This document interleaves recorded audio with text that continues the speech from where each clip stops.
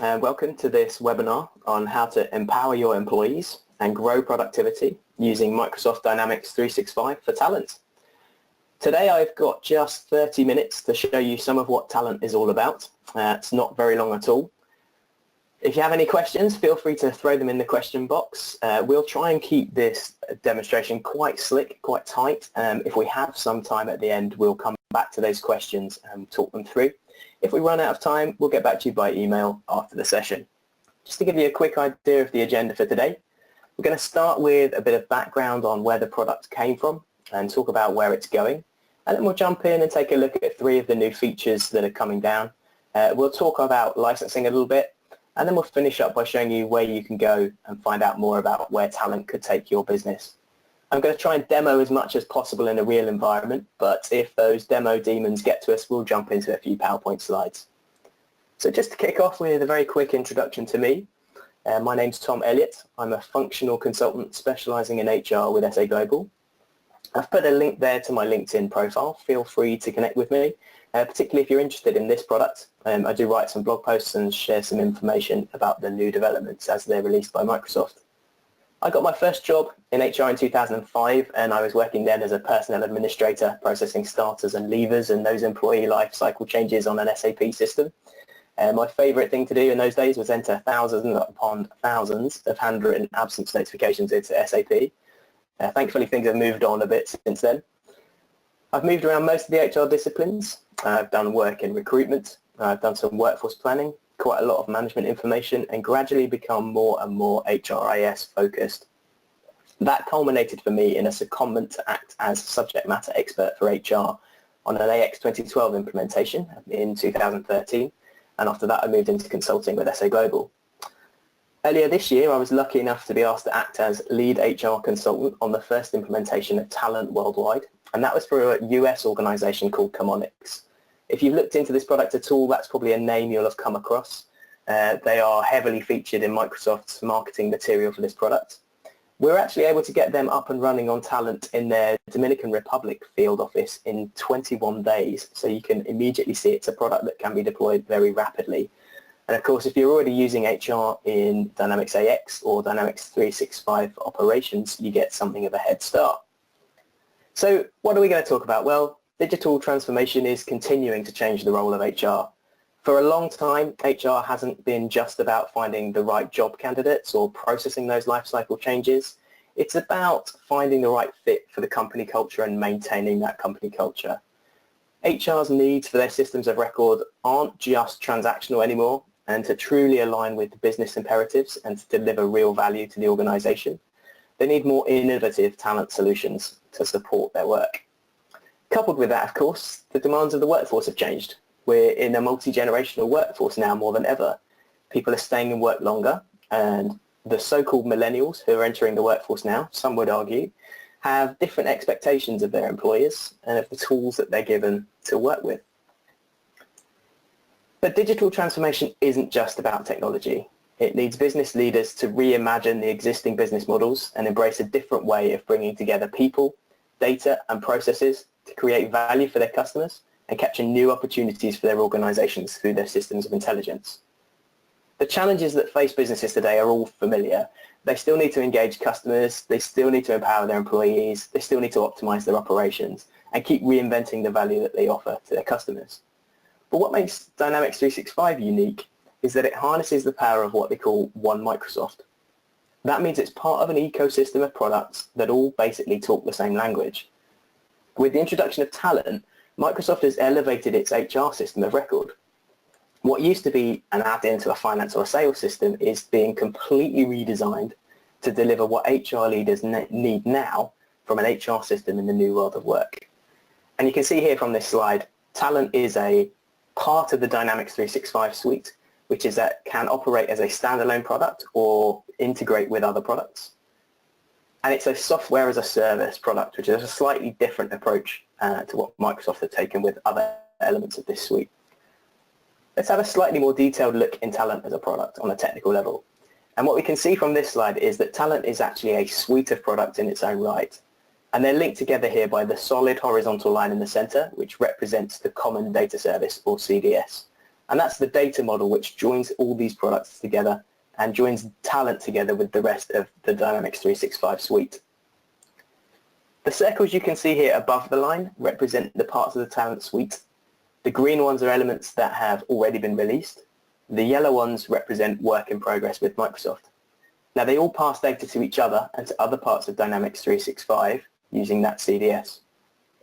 As you can see, the pieces that have been released so far are core HR, and that's the main focus for the transactional and administrative tasks. And this is very much built on the same foundation that we've seen in previous versions of the product. So while it looks and feels a little bit different and it's being reskinned to make it slightly more user-friendly and focused for the HR market, it's a far from new, untried product. It's tried and tested. It's a robust platform that's already widely in use in a lot of places. The other two products there which have been newly released, one of them is Attract, and Attract is a completely reimagined recruitment solution which takes advantage of Microsoft's recent acquisition of LinkedIn in 2016, as well as close integration to data in other parts of the ecosystem, like, for example, using Outlook calendar data when scheduling interviews. So you can check free and busy information for your interviewers and send them invites directly from within Attract, which is something of a holy grail for recruitment systems. The other product there, Onboard, we'll talk about in a little bit more detail in just a moment. The other product, you can see those yellow circles. They're either work in progress or they're at a preview stage. The first one there, Project Gauge, this is an assessment tool which Microsoft have built for use in the recruitment process, and that's just gone into public preview. That allows you to create targeted assessments for particular vacancies and pass them to your applicants as part of your screening processes. So you can assess whether somebody has got the basic level of skills and knowledge that you need for that role before you even consider inviting them to interview. Offer management and learning, hopefully those two speak for themselves. Offer management covers the negotiation process post-interview but before hire. And learning management naturally is Microsoft's learning management solution, which will build on the success of products like LinkedIn Learning and lynda.com. Under the line there in the square boxes, you can see there are other products which can be integrated with Talent using that common data service. So if, for example, you have a third-party, perhaps best-of-breed product, which is already delivering some of your HR functionality, you might be heavily invested in it, and you might be very happy with it, and probably not ready to move on from it just yet. Well, that's absolutely fine. You can integrate that product with the CDS and continue with that product, but also make use of other elements of the Talent suite. So with Microsoft Dynamics 365 for Talent, and with the rest of the One Microsoft ecosystem, organizations can really design a high-performance, collaborative experience across the entire employee lifecycle. And business processes can be reimagined with a cloud, mobile, and employee-centric focus. Now, as you can see, particularly from this slide, there's been a significant shift in the last few years around who are considered the users of an HR system. It's not just your HR staff anymore. The systems are now used just as much by people outside of HR, whether that's job applicants, any recruitment candidates, your employees themselves, and of course their line managers, and ultimately also your HR team. And with Talent, Microsoft have really recognized this diverse group and the different levels of familiarity they have with their IT systems and the different demands they have. And they've started to move away from the grids and list views that were so familiar in AX 2012 and even in Dynamics 365 for finance and operations. So we're going to take a look at those three key features that best illustrate this shift in focus. And this is not an exhaustive list. We've seen some very rapid progress on this product in the last 6 months particularly, and changes to how performance management is delivered and how much the processes have been improved to support things like booking time off, and also new business process functionality to support the regular non-transactional stuff like policy reviews. And there's too much to go into detail really in one session. We'd need a good few hours. And these are the edited highlights just to whet your appetite. Okay, so we're going to start off with checklists. Okay, so what we can see here, this is the home screen of Talent itself. And you can see the look and feel is very, very similar to other parts of the Dynamics 365 suite. I've got my menu here on the left-hand side. I've got my workspace icons, the circles here in the middle. And on the right-hand side here, I've got what we call the to-do list, and these are my checklist items. Now, as anyone who's ever worked in HR will know, The systems element of employee lifecycle changes are really the easy part. If you take hiring a new worker as an example, the challenge here is in making sure the right authority to proceed has been gained in the first place, that you've gathered up all the necessary documentation that's needed pre-employment, the offer letters have been generated, contracts have been sent out, and everybody who needs to be notified of the new hire's details have been notified. Think people like IT and payroll. Then, of course, you have to make sure that your new hire has everything they need to be productive and make an impact in your organization as early as possible. You need a robust, frictionless, and more importantly, easily replicable process. And you need to be able to spot early when things are not on track in the process. You then need the flexibility to be able to deviate from that process if the situation demands it. Now, most of the organizations I've worked in, both as an end user and as a consultant, use some form of paper checklist to keep track of these processes. But the problem with a paper checklist is you've got to be looking at it to know what it's telling you. And that not only means you have to be physically able to find it, which we all know is sometimes easier said than done, especially if someone's off sick or on holiday, but it's also quite reactive. You need to know that an action is required to go and look at that checklist. A checklist can't tap you on the shoulder and remind you that you should have booked your new hire in to have their photo taken on their first day. And that's where this checklist feature really comes into its own. So here you can see I have got those checklist items. So these are tasks that have been assigned to me.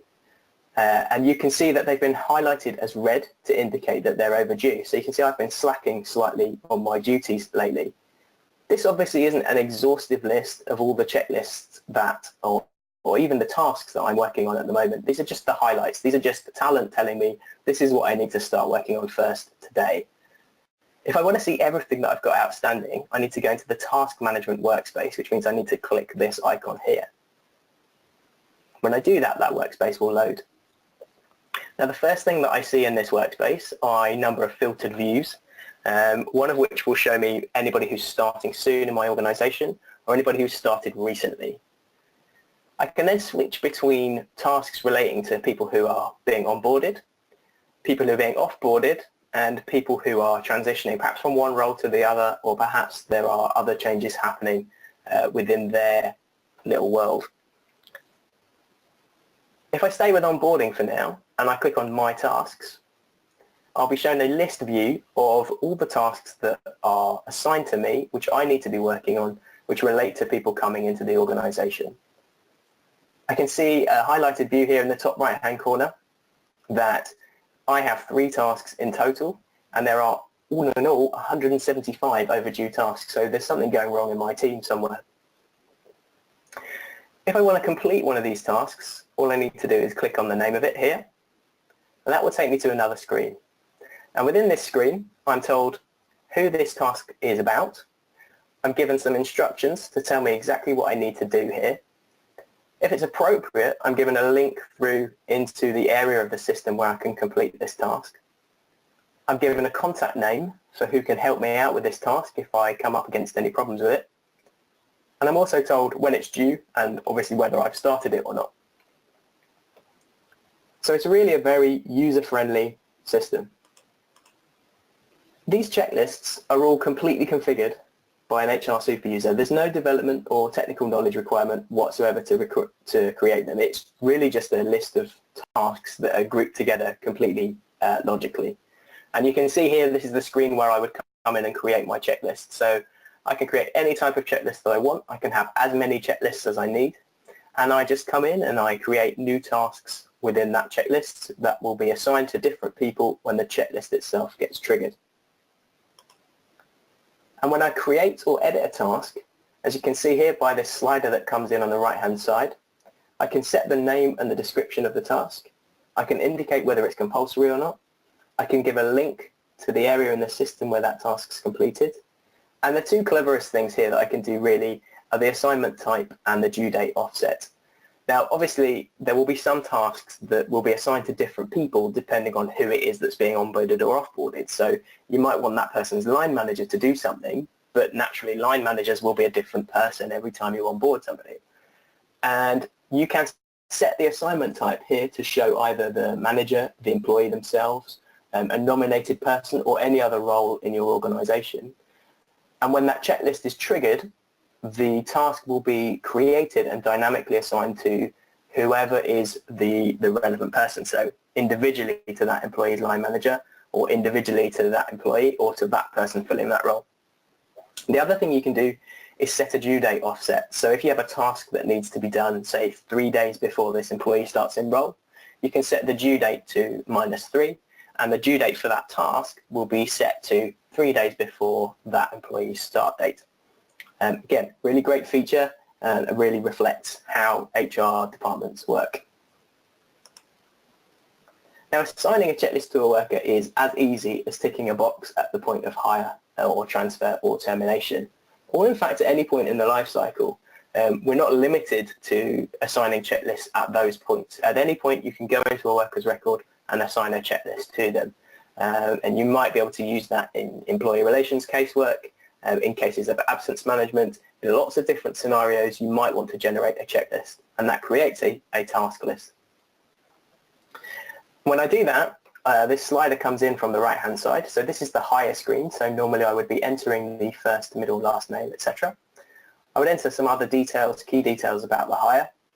And then I have this new section at the bottom of the form which relates to checklists. And I can select all the checklists that I want to apply to this worker, and all the corresponding tasks will then be generated. Now, the reason you might want to have more than one is you might have one checklist which applies to everybody, which is your sort of baseline things that happen to all new starters who join your organization. You might have some things that only happen when perhaps people in finance get hired, or people at a certain level of seniority get hired, things like assigning credit cards, certain approval levels, those kinds of things. In which case, you can assign multiple checklists, and all the corresponding tasks are generated sort of cumulatively. So there's no more digging around trying to keep on top of and keep track of your paper checklists. Now, for me as a former HR user who's done their fair share of digging around in those paper checklists, it's this feature which is a really great demonstration of the fact that while Microsoft are adding all these new glamorous features, and this is an exciting product with lots of really good things going on, some of which we'll take a look at shortly, they really haven't forgotten that the transactional stuff still needs to happen, and it still needs to happen well, and it still needs to happen without incident, on time, every time. And that checklist feature will really support your robust processes. Okay, so that's a very neat feature, and it will make those involved in the admin side of HR very happy, and it will give you increased visibility of the work around employee lifecycle changes and a more consistent and reliable process. But what about the more strategic side of things? So the provisioning side of things, making sure people have got the right kit and that all the paperwork's done, that's taken care of with checklists. But when it comes to onboarding, the other main consideration, the soft measure really, is making people feel welcome in the new environment. And this is where the onboard app really steps in. So remember, we saw that diagram earlier on with the multicolored circles. Onboard app was one of those green circles. It's a new part of the suite which is already released. It's already available. The onboard app fills the gap between an offer being made and the new hire starting in role. And it doesn't have to stop there. It can continue to support that new hire in their first days, their first weeks, and their first months to maximize their early impact. And you can use it to provide guided new hire training, send contextual guides to information, send how-tos, send organizational maps. You can do a variety of things to help immerse new hires into the culture of the organization, like surfacing social groups and cultural resources. Of course, if your new hire is relocated, you might want to provide living guides to the new area, how to navigate a new city or even a new country. And you can do that all in one location. And what you're really doing there is empowering your employees, accelerating their time to productivity, reducing the costs of your onboarding, removing those cultural barriers as they start to join the organization, making them feel welcome and at home, and primarily really eliminating the anxiety that comes with change that will help them be productive much more quickly. So within the onboard product, what you do is configure a welcome guide, and the screen that we can see here, this is really the back end, the sort of admin side of the onboarding product. And let's have a look at that live. So this is onboard here. You can see it knows who I am. It's welcoming me by name, and it's giving me a little status update of any welcome guides that I have in progress at the moment. Here's somebody that I'm currently creating a welcome guide for. And if I click into that, I can see that I can then edit that guide. So the first thing I'm asked to do is enter an introduction, send a little message to them, give them a bit of a summary of what they're expected to do. You're given a sample message here, which you can either use directly or you can just write this from scratch. Now, depending on the frequency with which you recruit in your organization, you might choose to create these from scratch every time, or alternatively, if this is something you're doing on a regular basis, you can create some templates and just reuse those templates regularly. Now, what I do is I click on the activities part of the guide, and I can add pre-hire activities broken into a number of sections. So you can see here in this guide for Alan, I've got a before you start section, and I'm asking him to come in and complete some paperwork, watch a video which will give him a good introduction to our company, and explore his new place of work. And you can see that I can embed those videos direct from any source and just add those in. I'm then asked to add contacts and resources. So contacts would be people that will be useful to Alan. They might be his line manager. I can add details of that, or some of his colleagues. And resources would be anything like those maps that we talked about, any other videos that might be useful for him, any bits of paperwork perhaps you still need him to fill in if you're not using any of the online alternatives. As I work through that, I can hit preview at any point and I can see what that guide looks like, and that will show me this sort of screen. Now, as you can see here, this is all very user-friendly. It renders perfectly on a mobile screen. It's entirely interactive from a mobile device, and you will shortly be able to brand these also to add in your company logo and so on, and just completely customize it. Now you can see here the tasks that I've asked Alan to do, and he can work his way through these and mark them complete, and you can track whether he's completed these or not. The other quite cool feature that you can do with these tasks is there are obviously some things that you might want him to do before he actually joins that may require him to have access to your IT systems. Say, for example, you want him to log into your self-service workspace, and you want him to come in and provide his emergency contact details for his first day in the new job. Now, in the old days, you would have sent him a form to capture those. He would have returned them probably by hand. You'd have had to then go in and key those details into your system, and then you might have asked him to validate them. What you can do now is, as soon as you are 100% sure that he is going to be joining you, so he's passed all those pre-employment checks, and you're then comfortable to provide him with some level of access to your systems, you can create his user account and assign him what's known as a pre-employment role to your employee self-service workspace. So that's not full access yet, that's just a sort of slimmed down version so that he can get into employee self-service and provide some details. You can send him a link to that, and then when he's actually got that account, on the task itself within the welcome guide, if we choose an example, I have a checkbox here which says require work email to complete this task. And as soon as that account has been assigned, if I've got some tasks in here which require that email, they then suddenly become available to him, so he doesn't see them until he's able to fill them in. And then he can come in here, see that there are new tasks available, and go in and complete those. And so he's entered his details directly on your system. There's no rekeying needed for you, and you've got accurate and up-to-date information about who his emergency contacts are. Now, it's worth noting that you can share these guides with people, obviously, before they've got that work email. And all they need, you can send it to their Gmail account, and they can log in with their Gmail account and access these welcome guides. So it's really a very, very flexible solution.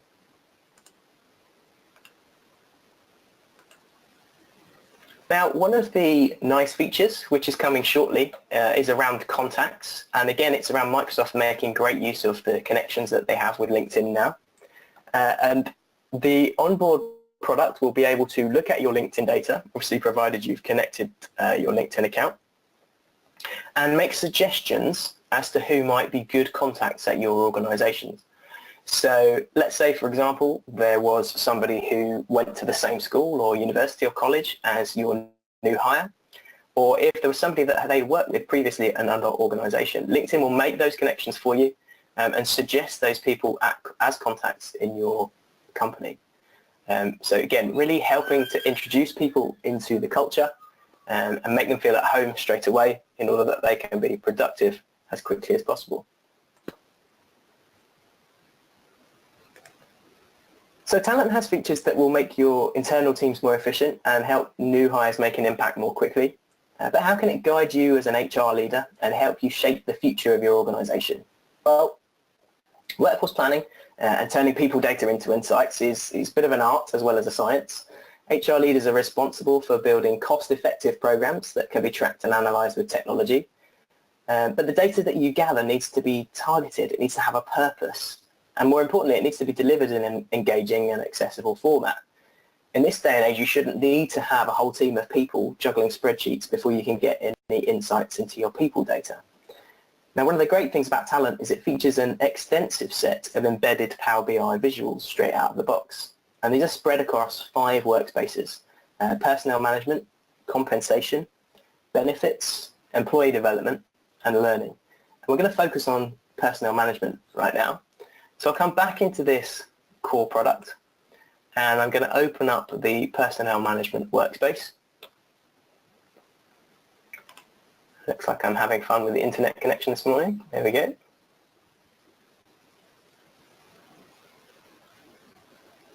Okay, so we're just refreshing that page, and we'll come into the personnel management workspace again.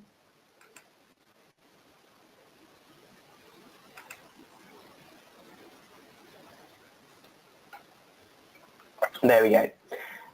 Okay, so immediately in this workspace, I'm given some key facts about what's happening in my organization, who's coming in, who's going out.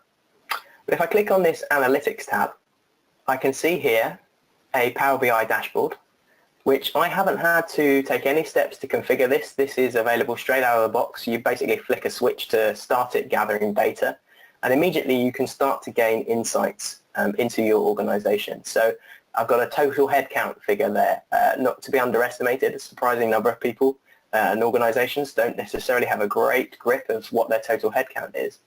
I can see by location primarily where my headcount is located. I get a good idea of the age and gender breakdown. Looks like we've got a major gender balance problem in this sample data. I can have a look at the ratio of open to filled position. But this isn't the only dashboard that's available. There are a number of dashboards available, and I can work my way through these and just get different insights from each of them. Now, if you've not used Power BI before, one of the really cool features is this cross-filtering capability that it has. So take, for example, I've got my headcount here by department, and I can see I've got a headcount of 8 in IT. But I'm curious to know actually which company those people are employed in.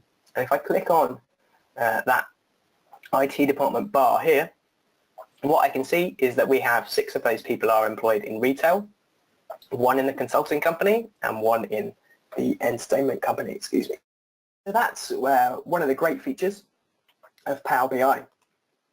And of course there are multiple content packs which can be used and which offer different types of insights into different data.